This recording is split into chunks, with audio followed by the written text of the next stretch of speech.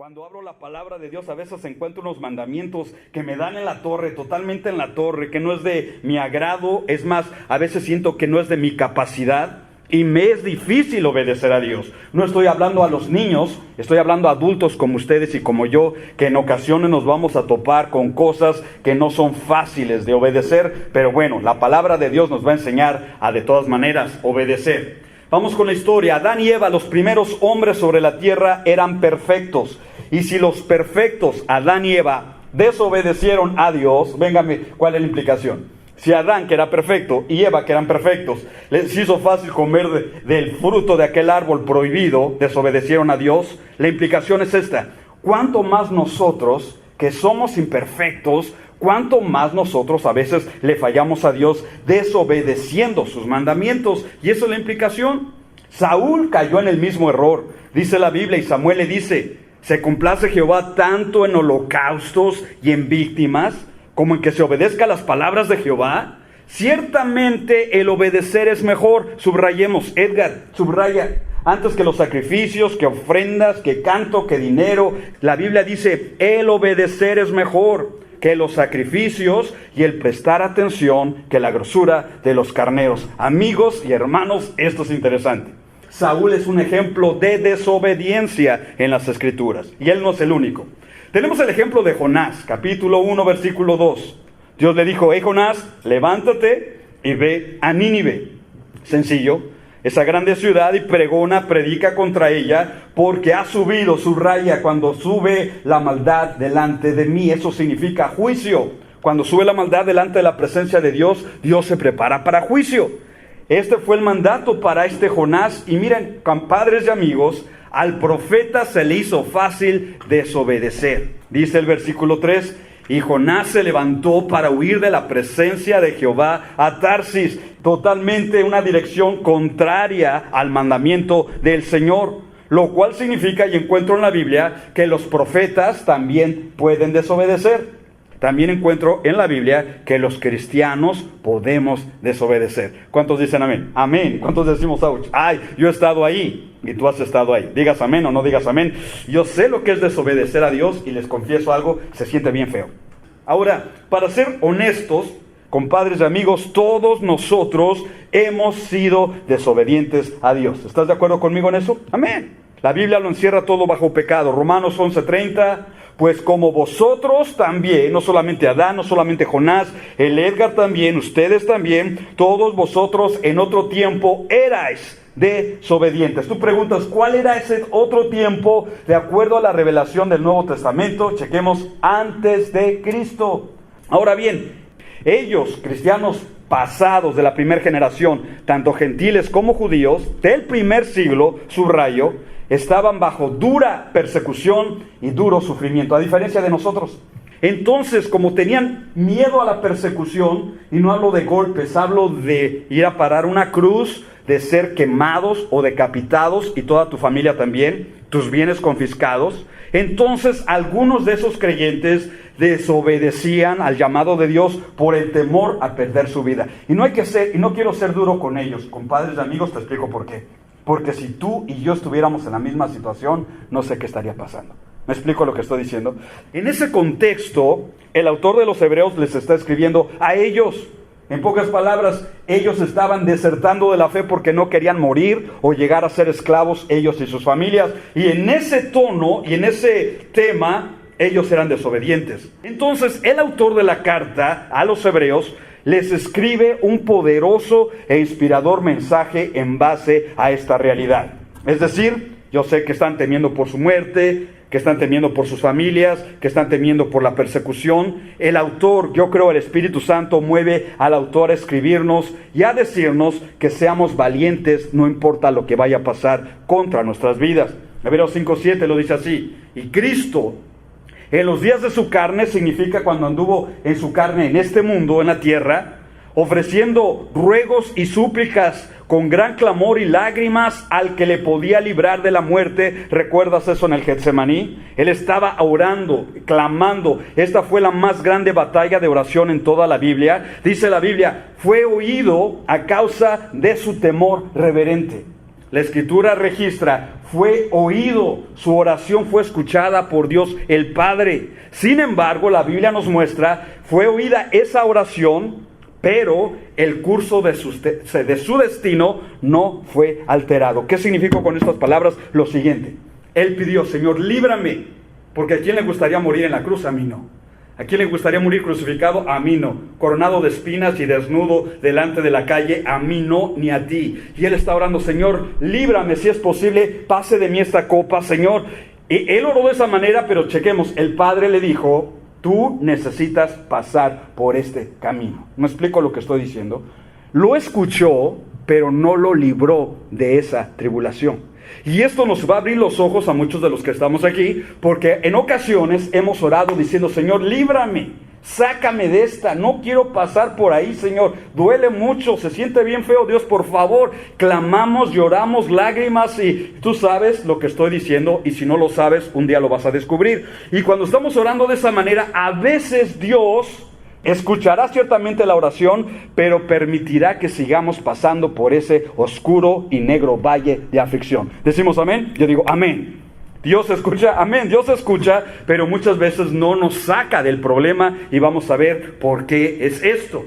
Jesucristo decía, Abba Padre, que significa papito, querido papá. Todas las cosas son posibles para ti. ¿Dices amén eso? Amén. ¿Puede darnos Dios $1,000 si lo necesitamos? Amén. ¿Puede Dios sanarte y sanarme de un cáncer? Amén. ¿Puede Dios proveer mesa en el desierto? Amén. Todas las cosas son posibles para Dios. Pero mira, Él dice, aparta de mí esta copa.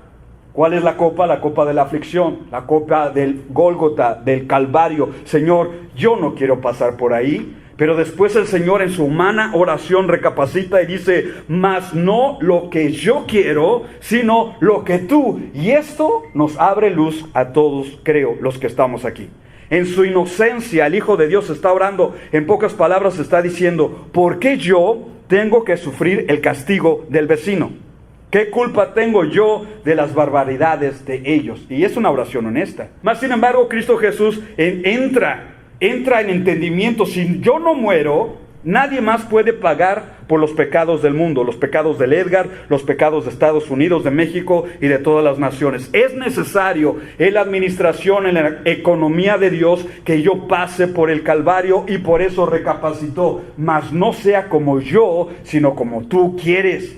Por esa razón Pablo escribe en Filipenses, y estando en condición de hombre, Cristo se humilló a sí mismo, cosa que a nadie de nos gusta hacer, humillarnos. Se humilla a sí mismo, o sea, va más bajo y más abajo, haciéndose obediente hasta la muerte. Y es aquí el centro de la lección.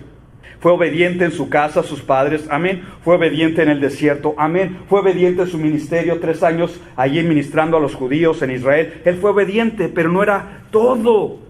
En la administración del Padre, Cristo tenía que ser obediente hasta la muerte, y muerte de cruz. Humanamente no tenía ninguna necesidad, pero Él se sometió en obediencia al Padre hasta ese punto. Y es lo que el autor de los Hebreos quiere llamar nuestra atención. Cristianos, Edgar, no seas obediente solo hasta cuando las cosas se ponen difíciles, como algunos creyentes. Algunos somos obedientes hasta que vino la prueba, hasta que vino las circunstancias, hasta que vino la enfermedad, y ya de ahí paramos y no queremos ser obedientes a Dios. La Biblia nos enseña, con el ejemplo de Cristo, que nuestra mentalidad debe de ser obediente hasta la muerte, y si es necesario una muerte de aflicción. Y yo digo, Dios mío, ayúdanos a todos nosotros para serte fieles. ¿Decimos amén eso? Amén. Amén. Míralo como lo dice Lucas. Dice Lucas 22, Padre, orando la misma oración. Si quieres, pasa de mí esta copa, pero no se haga mi voluntad, sino la tuya. Y entonces se le apareció un ángel del cielo para fortalecer. Interesante. Ya sabemos varias cosas. Cuando oramos, Dios a veces nos saca del problema y a veces no nos saca del problema.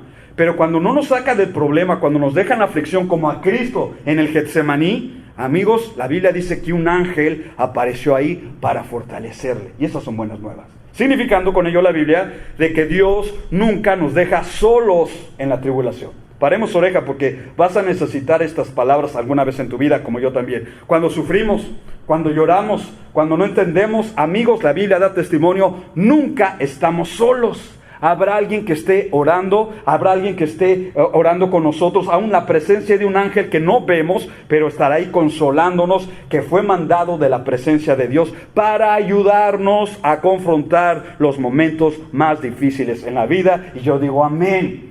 Ahora, si usted no ha pasado por ahí, lo digo con respeto y con toda reverencia. Si tú no has pasado por esos momentos oscuros, de lágrimas, donde la cabeza no entiende, el corazón menos comprende, agárrense porque vamos a pasar por ahí.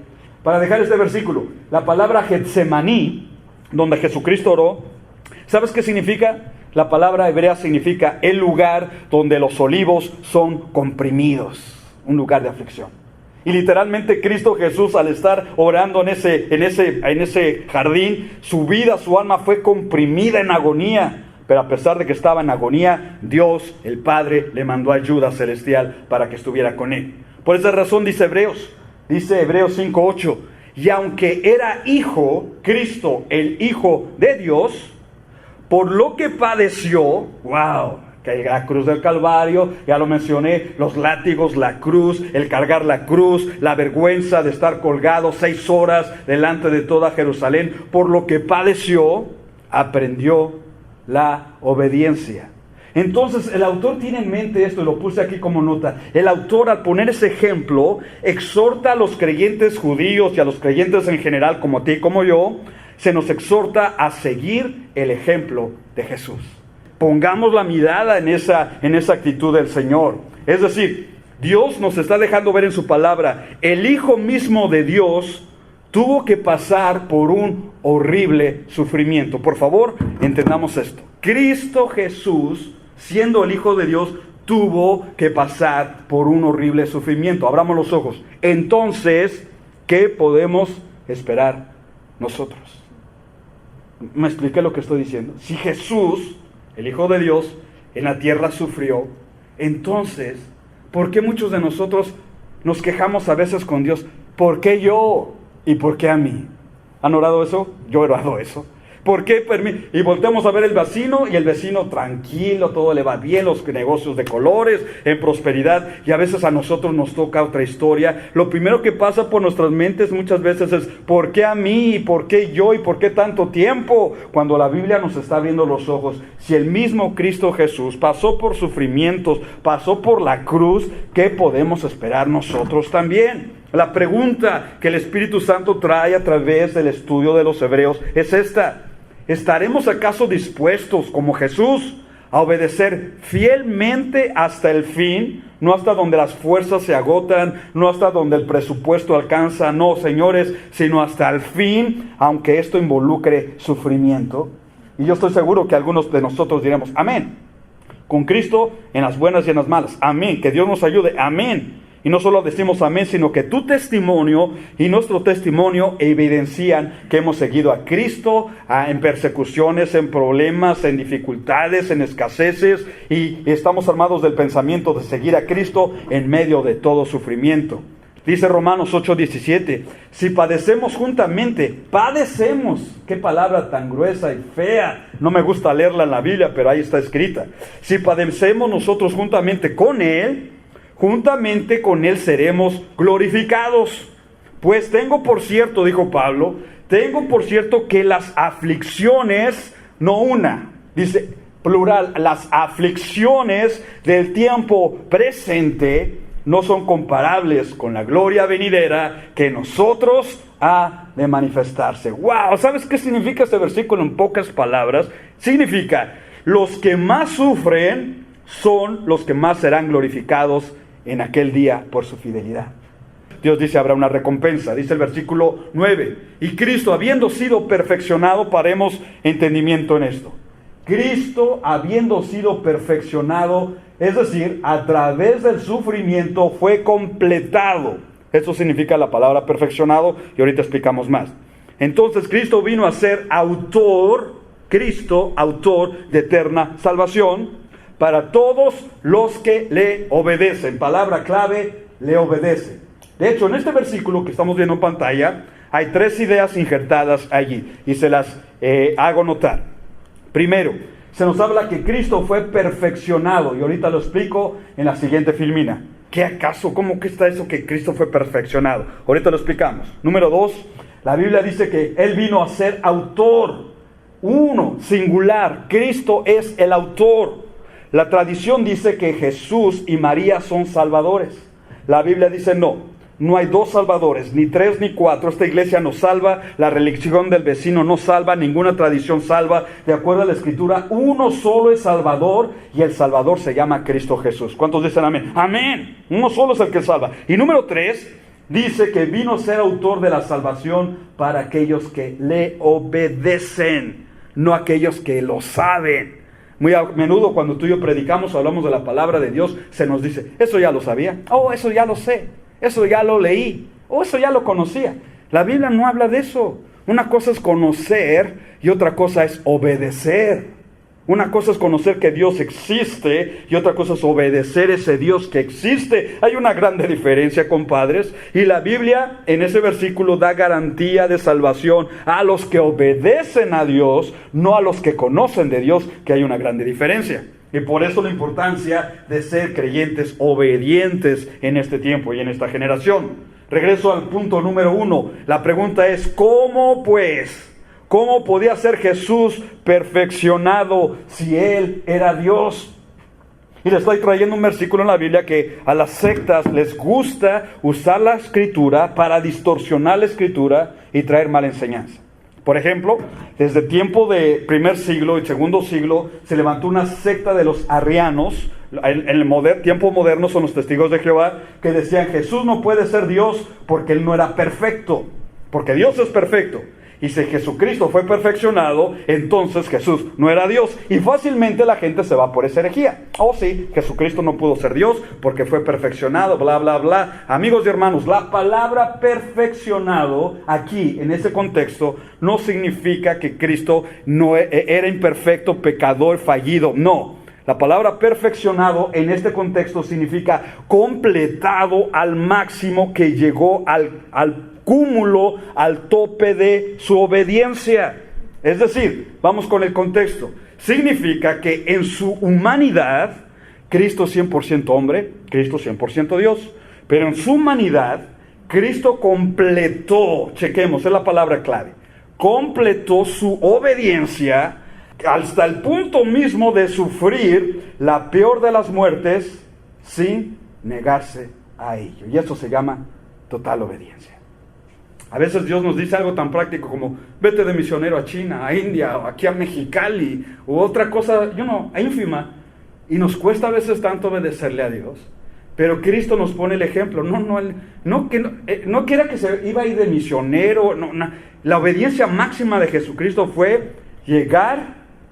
Déjenlo explico de esta manera.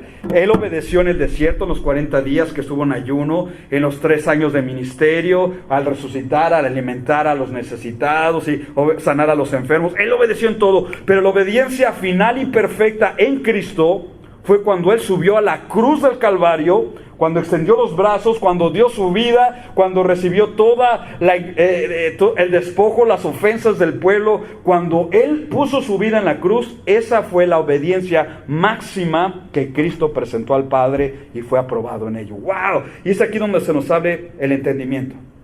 A veces tú y yo, con las tribulaciones pequeñas de la vida, burlas, persecuciones que nos hacen el feo, la gente, la familia, nos sentimos ya todos descorazonados, desanimados y decimos, este valle está lleno de pruebas, de dolores. No se comparan. Lo digo con respeto. Mis pruebas y tus pruebas son una caricatura a lo que Cristo pasó en la cruz del Calvario. Me explico lo que estoy diciendo. Y Él no se negó, le dijo, no, Padre, en todo te obedezco menos en la cruz. Ahí sí no le entro. No, Cristo fue obediente hasta la muerte de la cruz. El autor de los Hebreos está haciendo una comparación entre el sufrimiento de Cristo, el Hijo de Dios, y el sufrimiento de nosotros, los creyentes. Cristo sufrió, amén. Los creyentes sufrimos, amén. Los creyentes lloramos en ocasiones. Los creyentes nos van mal las cosas en algunas ocasiones, amén. Y entonces el autor nos anima a no atemorizarnos por el dolor, por la tribulación, por las aflicciones, porque al fin y al cabo Cristo ya pasó por allí, paremos oreja, y venció. Y si Cristo pasó por ahí y venció, Él es poderoso para ayudarnos a tener una fe en marcha. Y yo digo, alabado es el nombre del Señor. Gracias a Dios por su victoria, que es también nuestra victoria. Ahora bien, una pregunta que a veces pasa por nuestros corazones es: ¿cuál es el propósito del sufrimiento que Dios permite en nuestras vidas? En pocas palabras, cuando tú y yo hemos orado y le hemos dicho a Dios, Señor, ¿por qué? ¿Y por qué yo? ¿Por qué a mí? Señor, ¿por qué? Y no somos... ¿Te digo algo para consolarte? Yo sé que tienes pruebas, tengo pruebas, pero cuando veo a mis hermanos, volteo a ver a mis hermanos que tienen otras pruebas más grandes que las mías, me quedo en shock. Esta tarde estaba platicando con Pastor Armando y su hijo tiene leucemia. Y ha estado 15 días, cuando le lleva el tratamiento, 15 días sin salir del hospital. Papá e hijo, 15 días ahí encerrados en el hospital. Me doy cuenta que a veces lo que sufrimos no es nada en comparación a lo que sufren otros. ¿Me explico lo que estoy diciendo? Tanto ellos, nosotros y los demás creyentes nos preguntamos, ¿por qué yo? ¿Por qué a mí? ¿Por qué Dios permite sufrimiento en nuestras vidas? ¿Por qué Dios tú permites dolor? Y no hay nada peor, hermanos, si no estás ahí o si has estado ahí, te vas a identificar con esta expresión. Hay veces que no solamente el corazón está dolorido, sino viene otro elemento más que se llama confusión. Y cuando se combina dolor y confusión, es un estado terrible, compadre. Yo no sé si has estado ahí, pero creo que mi familia hemos estado ahí. Cuando el dolor y la confusión se mezclan, es algo terrible. Y te garantizo, lo único que nos puede sacar de esa mezcla, dolor y confusión y depresión, el único que tiene el poder de sanar nuestra mente y el corazón en esa situación, escuchemos, se llama el poder de la palabra del Señor hablada por el Espíritu Santo. Es decir, el propósito del sufrimiento en nosotros es desarrollar en nosotros, en el Edgar, en ustedes, Misión Vida, y en todos los creyentes en el mundo, desarrollar una plena confianza en Él y en nada ni nadie más. Y explico esas palabras, porque es muy fácil decir, todos podemos decirlo hasta como jarabito de pico, es que yo confío en Dios. Es bien fácil decir eso. Y es que estoy esperando en el Señor. Todos en un lenguaje cristiano ordinario decimos esas palabras, pero a veces eso no es realidad. A veces nuestra esperanza está, lo digo con respeto, en un doctor, en un abogado, en mi compa, en la palanca en el gobierno, en mi tío que tiene dinero. A veces nuestra esperanza está en esas personas y no en Dios. ¿Me explico lo que estoy diciendo? Y Dios entonces permite muchos sufrimientos para ayudarnos a nosotros a entender que estamos poniendo la esperanza en lugares y en personas equivocadas. Ellos están ahí, no lo niego, pero ellos no son los salvadores. El único salvador que existe se llama Dios Todopoderoso y quiere recentrar nuestra atención. Eres tú el que da la palabra, eres tú el que da el siga, eres tú el que cierra o abre la puerta, eres tú. Y si no lo hemos entendido, Dios nos llevará por mucho sufrimiento. Escucha, y lo digo con respeto, para que un día, una tarde, usted y yo, a solas, doblemos la rodilla y le digamos, Señor, en ti y solamente en ti he puesto mi esperanza. Y yo digo, amén. Y Pablo nos va a narrar lo que él mismo vivió. En sus propias palabras, su biografía significa cuando el barco se hunde. Estaba viajando rumbo a Roma, el último viaje misionero que registra la Biblia, y es cuando él vivió o sobrevivió esta experiencia. Dice Hechos 27. Después de navegar lentamente, lentamente por muchos días, como que no había mucho avance, muchos días, meses habían pasado en ese barco y no podía navegar rápido y llegar con dificultad frente a Gnido, pues el viento no nos permitió avanzar más. Estaban ya experimentando dificultades como algunos de nosotros. No vamos tan rápido como queríamos, el viento es contrario y pega contra tu barca, contra tu casa, contra tu familia, contra tu economía. Bueno, hermanos, los creyentes pasamos dificultades. El 8 dice, y costeándola, una ciudad, una isla, con gran dificultad, llegamos a un lugar que se llama Buenos Puertos, que es aquí. Dice el 9, y habiendo pasado mucho tiempo y siendo ya peligrosa la navegación. Subrayemos que todo es dificultad. Nada es bueno, no hay pronóstico favorable, no está disfrutando de los cocos allí en alta mar, para nada. Todo es dificultad, contrario y peligro. Dice el versículo 14, Pero no mucho tiempo después, dio contra la nave un viento huracanado llamado Euroclidón. Además, ahora viene el huracán. Chequemos, hermano. Cuando tú y yo estamos entrando en dificultades, decimos que ya se acabe, se acabe. En el mundo decíamos, cruz, que se vaya el diablo y que venga Jesús. ¿Se acuerdan de ese dicho? Bueno, estos guys están en el barco y de pronto empieza a venir lo peor. Ahora viene un huracán. Lo anterior era una tormenta y lo que ahora van a vivir es un huracán.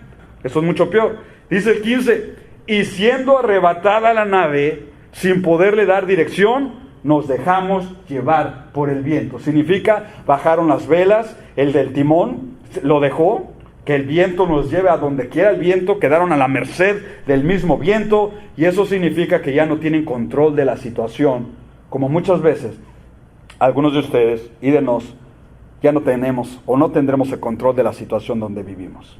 Enfermedades, problemas económicos, familiares, personales, hemos perdido el control, compadres.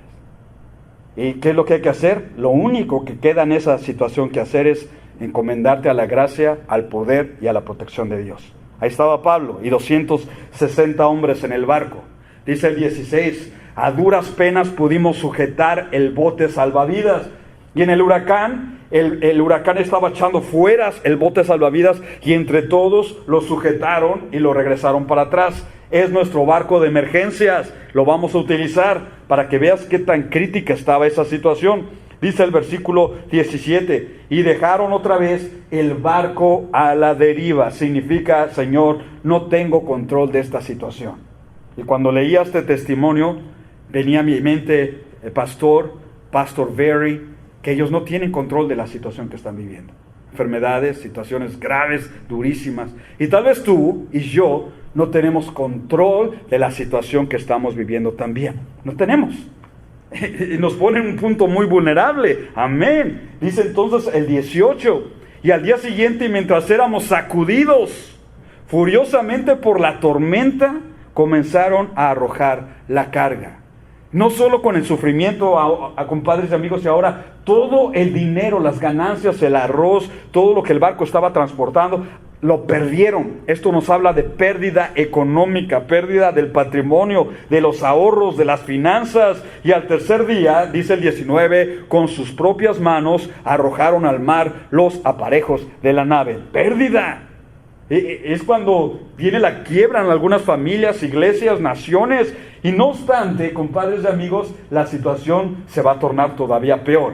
La Biblia nos da testimonio que se enfrentaron a una navegación oscurecida, con tinieblas, con oscuridad, dice el 20, y no apareciendo ni el sol, ni las estrellas por muchos días. Y acusados por una tempestad no pequeña, ya habíamos perdido toda esperanza de salvarnos. Llegamos a la cúspide donde quiero llegar con la palabra. Amigos y hermanos, qué horrible es cuando no se ve el sol, ni las estrellas, y qué horrible es cuando se llega al punto de perder la esperanza de ser salvado, de ser sanado, de ser restaurado. Ya no tengo esperanza. En pocas palabras, estamos esperando la muerte. Estaban en ese mismo momento, en ese mismo instante, a ese mismo lugar habían llegado. Entonces mi pregunta es, y con esto quiero dejarles misión vida, en toda esa tormenta, en el huracán, cuando tiraron las cosas del barco afuera, cuando perdieron todo, la pregunta de preguntas es, ¿y dónde estaba Dios? Porque si tú y yo podemos dar la respuesta y entender esto, entonces cuando tú atravieses por los valles, por las tormentas, por los huracanes, y cuando yo atravesemos tú y yo por esas situaciones de la vida, y oremos y clamemos y chillemos, y todavía no aparece la respuesta, creo que estos versículos nos dan esperanza. No es el fin y no ha llegado al fin. ¿Es tiempo de dolor? Amén. ¿Es tiempo de oscuridad? Lo es. ¿Es tiempo de dificultades? Lo es. Entonces, ¿dónde está Dios? ¿Por qué Dios no cambió el pronóstico, las condiciones climáticas? Miren, ¿dónde está Dios? La Biblia responde en 2 Corintios 1:9. Pablo testifica de la misma experiencia y dice, pero tuvimos en nosotros mismos sentencias de muerte. Ya no había esperanza para nosotros. Cuando estábamos en el suelo, totalmente desesperados, 3-0, favor el hoyo, entonces, para que no confiásemos en nosotros mismos, en mi mente, en tu economía, en mis palancas, en mi experiencia, hermanos, Dios nos va a llevar a un lugar para que no confiemos en nosotros mismos, sino en Dios que resucita los muertos. Decimos amén, amén. Y mientras tanto, seguiremos sufriendo hasta que aprendamos a confiar plena y únicamente en Dios, en nada y en nadie más que en Dios. En ese momento nuestra fe será perfeccionada. En ese momento tendremos de Dios la salvación, la restauración y el goce de sus bendiciones. Ahora bien, Misión Vida, ¿cuál fue el objetivo de esta lección? Lo voy a resumir en un solo versículo. Estamos aprendiendo hasta aquí que obedecer a Dios a veces no es fácil. Estamos aprendiendo aquí, al menos yo aprendo y entiendo, que el seguir a Cristo no es fácil todo el tiempo. Va a haber lágrimas, enfermedades, tormentas que van en contra de mi voluntad, pero entiendo por la palabra de Dios que hay garantía. Jeremías lo pone un solo versículo y lo explica de esta manera. Dice 42:6, sea bueno o sea malo, nos vaya bien, Misión Vida, o nos vaya mal, a la voz de Jehová nuestro Dios obedeceremos. ¿Cuántos dicen amén? Amén. Lo que Dios dice en su palabra, yo voy a obedecer, porque obedeciendo a la voz de Jehová nuestro Dios, para que haciendo eso nos vaya bien.